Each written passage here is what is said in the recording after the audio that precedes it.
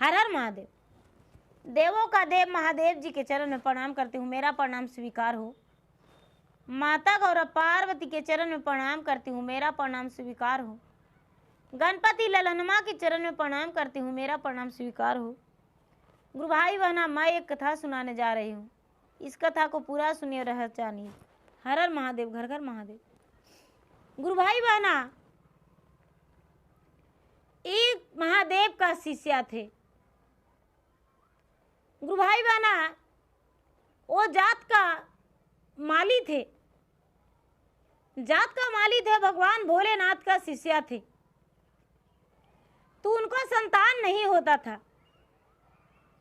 संतान जब नहीं होता था तो वो चर्चा में जाते थे, तो चर्चा में सब कोई बोले कि ये गुरु भैया, आपको संतान नहीं है।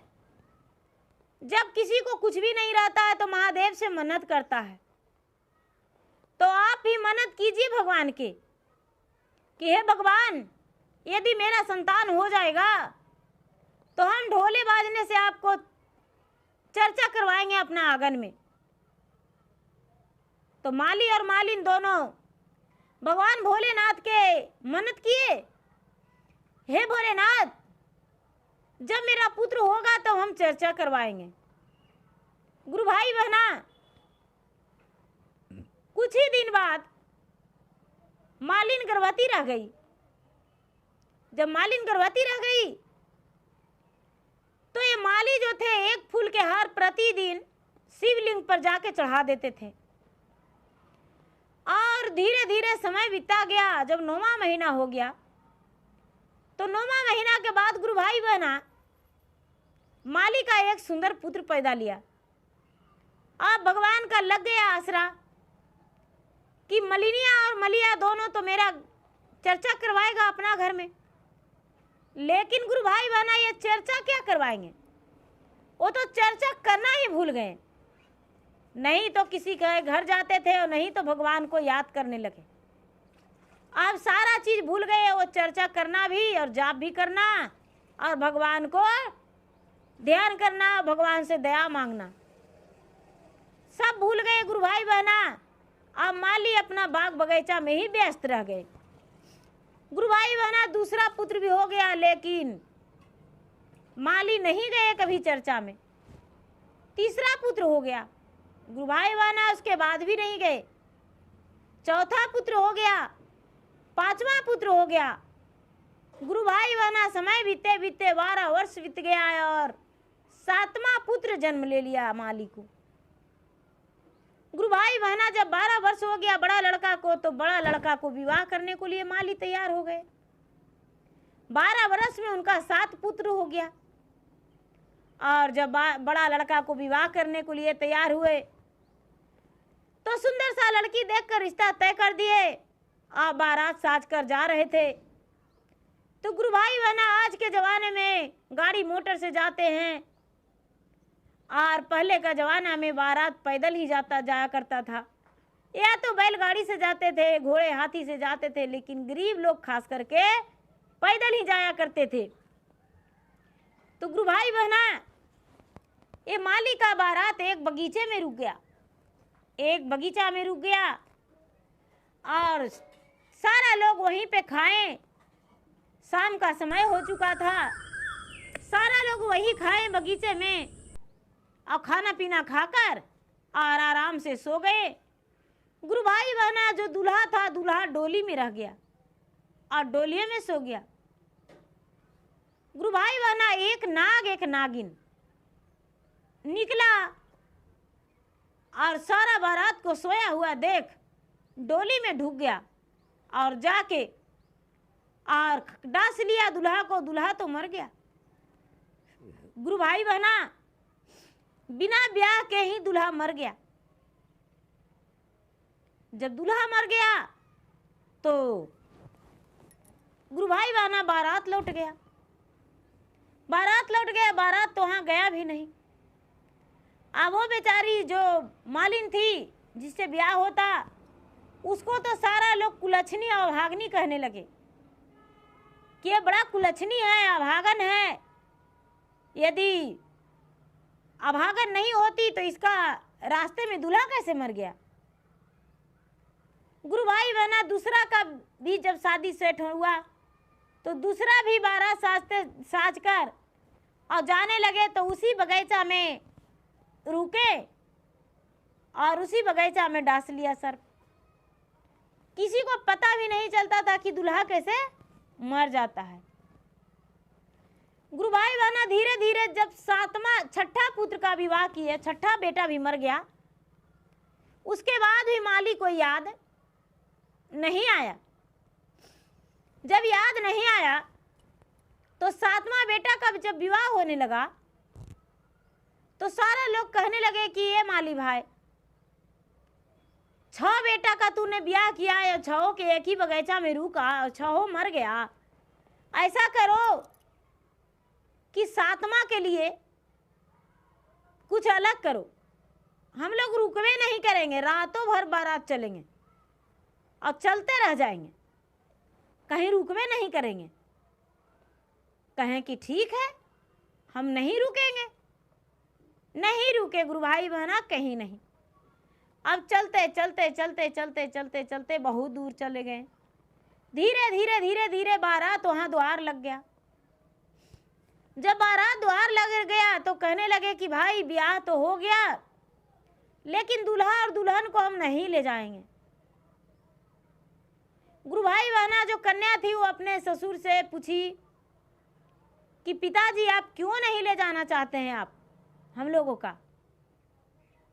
वो लड़की बोली, जो दुल्हन थी वो बोली कि क्या कहूँ बेटा, मेरा 7 पुत्र था लेकिन 7 में एक ही मेरा बच रहा है। यदि इसको कुछ हो जाएगा तो इतना भारी सगमा हम बर्दाश्त नहीं कर पाएंगे, इसीलिए ये यही रहेगा और हम लोग लौट जाते हैं। कहने लगे क्या हुआ है पिताजी, कुछ तो हमें बताइए। बोले कि एक बगीचा था, बगीचे में हम लोग रुक जाते थे और बगीचे में से बेटा मेरा मर जाता था। बोले कि आप मेरे पिताजी से विदाई मांगिए और उसी बारात में आप उसी जगह पे बगीचा में आप रुक जाइएगा। गुरु भाई बहना उसी बगीचा में रुक गए। विदाई राजा मांगे, माली मांगे, आप विदाई मांग लिए तो माली जो थे जिनका घर शादी हुआ था वो बड़े प्रेम से विदाई दे दिए और विदाई करवा के और वहाँ से चल दिए। चलते चलते चलते रात दिन पूरा चले तो उसी बगीचा में पहुँच गए। उसी बगीचा में पहुँच गए, थोड़ा दिन भी था लेकिन शाम रहने का वही सोच लिए प्रोग्राम हो गया। गुरु भाई बहना सब लोग सो गए। अब दुल्हन के भी कहते हैं कि तुम भी सो जाओ, तो दुल्हन कहती है कि हम नहीं सोएंगे, आप लोग सब सो जाइए खा पी के। जो भी खाना पीना व्यवस्था था वो खा लिया, सारा लोग सो गए। तो आधी रात में एक इच्छाधारी नाग और एक इच्छाधारी नागिन दोनों निकले और आए डांसने के लिए। तो दूल्हा तो निर्वेद था लेकिन दुल्हन जागी थी। कटोरी में दूध जो अपना मैके से लेके आई थी तो कटोरी में दूध दे दी तो नाग और नागिन तो पी के मस्त हो गए और कहने लगे सुहागवती रहो, आयुष्मान भवा, चिरंजीव भवा। गुरु भाई बहना सारा आशीर्वाद तो इसे मिल गया।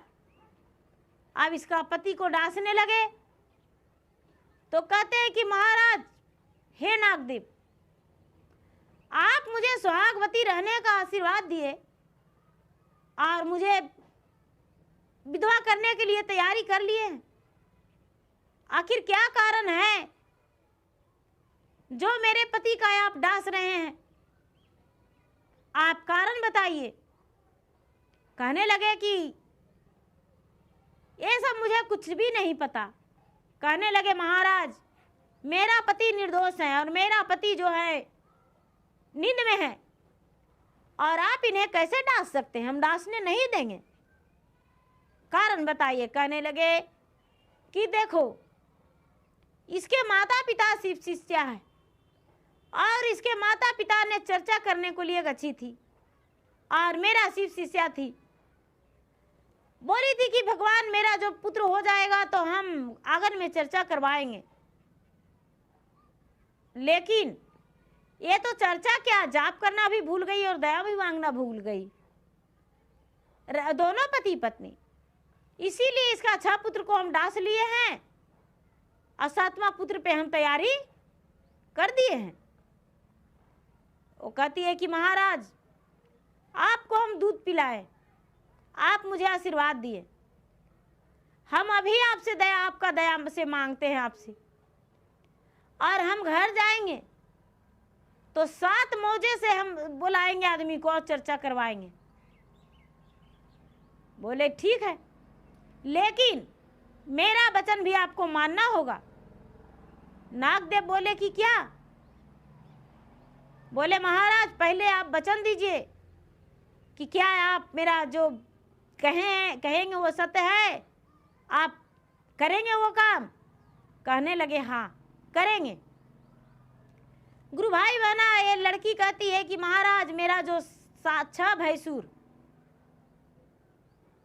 जो मर गए हैं और मेरा 6 जेठानियां जो बिन ब्याहे विधवा बन के बैठी हुई है अपना घर में, बिना ब्याहे विधवा बन के बैठ गई है, उसका मांग में सिंदूर होना चाहिए और ये सब आप करेंगे?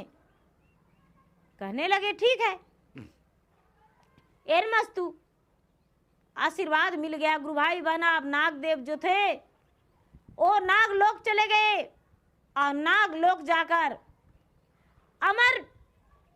अमृत लाए, अमृत लाकर और गुरु भाई बहना जो 6 का हड्डिया था, हड्डिया पे छिड़काव किए, क्योंकि उसी बगीचा में 6 का अर्थी लाश गड़ा था।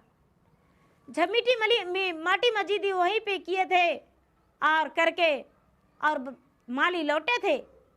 तो गुरु भाई बहना अमृत जो था, अमृत 6 के हड्डिया पर छीटे और 6 वहां से सुंदर नौजवान बनके खड़ा हो गए। गुरु भाई बहना जब सवेरा हुआ तो सारा लोग देख देख कर चकित हो रहे हैं कि अरे ये क्या? तो माली का बेटा जो है नौजवान यहाँ पर सभे खड़ा है, तो बड़ा भाग्यशाली पुतो है। गुरु भाई बहना जब सवेरा हुआ तो अपने ससुर से कहती है कि पिताजी एक बहू साथ में नहीं जाएंगे, अब सारा बारात अपना बेटा के साथ चलिए, सबके घर में और सबके सोमवार रचा के और 6 बेटा का शादी कीजिए और 7 बहू एक ही दिन द्वार लगेंगे। जो आपके बिन ब्याहे बहू विधवा बन के बैठी है उसका विवाह करवाना है। गुरु भाई बहना उसी जगह से सारा बारात लौट गए और जहां जहां शादी सेट था वो सब भी बिना ब्याह का बेचारी विधवा बन के बैठी हुई थी। सबके मांग में सिंदूर भराया, सब अपने अपने जिनका जिनका से शादी सेट था सबका शादी हुआ और 7 बहू और 7 बेटे माली का द्वार लगे। जब माली का द्वार लगे तो कहते हैं कि भाई पहले तो छोटी बहू का परछेंगे। छोटी बहू कहती है कि नहीं, रीति रिवाज के साथ तो मेरा जेठानी पर के परछा जाएगा और मेरा जेठानी खुद मुझे आरती उतारेंगे। गुरु भाई बहना 6 बहू के परछ के और 7वां बहू के परछने के लिए 7 हाथ से 7वां बहू परछाई, एक सास और 6 जेठानियां। गुरु भाई बहना सबको अंदर ले गए और जो मालिन थी, मालिन कहने लगी कि भाई ये सब कैसे हुआ? तो गुरु भाई बहना ये बेचारी दुल्हन थी तो कहने लगी कि माताजी पिताजी आप कभी ऐसा किए थे, शिव चर्चा में जाया करते थे और शिव गुरु को माने थे? बोले कि हाँ, हम शिव गुरु को मान ले थे और चर्चा करते थे, जाप करते थे, लेकिन जब मेरा पुत्र हो गया तो छोड़ दिए। बोले कि पिताजी आप कभी ऐसा कहे थे कि जब मेरा पुत्र होगा तो चर्चा करवाएंगे। बोले हाँ, हम बोले थे तो आप भूल गए, इसीलिए आज तो समय बीत गया। कल के दिन यहाँ 7 मौजे में निमंत्रण दीजिए और पूरा का खाना का तैयारी कीजिए, भंडारा करवाइए और शिव चर्चा बड़े प्रेम से करवा के और पूरा प्रसादी वितरण कीजिए और उसके बाद भंडारा कीजिए। गुरु भाई बहना वो माली बड़े प्रेम से सबको बुलावा दिए और बुलावा देकर घर में भंडारा करवाए। सब आए और धूमधाम से उनके घर माली के घर शिव चर्चा किए और शिव चर्चा करके और भंडारा किए, सब भोजन किए। जितने लोग आए थे सब भोजन करके और अपना घर गए। ये माली जो थे, माली 7 बेटा 7 बहू के साथ अपना सुखी जीवन बिताने लगे। तो गुरु भाई बहना मेरा वीडियो अच्छा लगे तो इसे लाइक कीजिए, शेयर कीजिए, सब्सक्राइब कीजिए और कमेंट बॉक्स में हर हर महादेव जरूर लिखिए। यदि नहीं भी अच्छा लगे तो आप आवाज़ से इसे कहें कि दीदी आपका कहानी अच्छा नहीं था, उसमें भी हमको खुशी है। और मैं इंस्टाग्राम पे भी हूँ और मैं फेसबुक पे भी हूँ। मेरा फेसबुक पे फॉलो कीजिए, लाइक कीजिए, शेयर कीजिए। मेरा इंस्टाग्राम पे लाइक कीजिए, शेयर कीजिए।